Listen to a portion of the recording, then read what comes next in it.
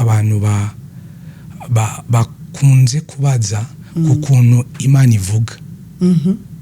Ngo Imana ivuga gute? Imana ivuga mu buryo butandukanye, sibyo?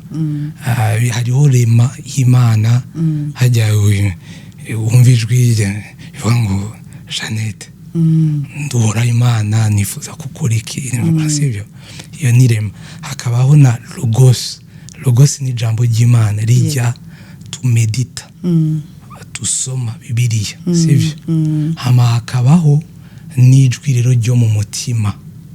Urumva? Ofete iyo uri umuntu w'Imana, iyo wakiriye Kristo umwami n'umukiza, mwemu yera araza akaba muri wewe. Hama iyo ugira imyanya nka kurya ugira musculation, iyo ugira umwanya wo kubana nawe, wo gusenga, urazi ko umwana w'umuntu akozwe muri 3 dimensions: umubiri, umushaha n'imwemu.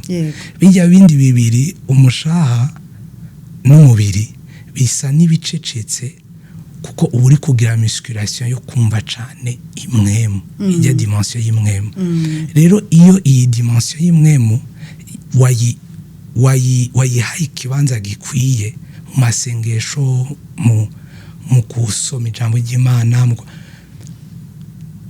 hari ukuntu ryajwi ryo mu mutima rica riba develope rikaja hejuru mbese ya wa mubiri na ya wa mushaha. Rero Imana iciza ikavuga muri bwa buryo butatu, nuko mwemu avuga, antuka kubinyerekeye avugana nanje cyane.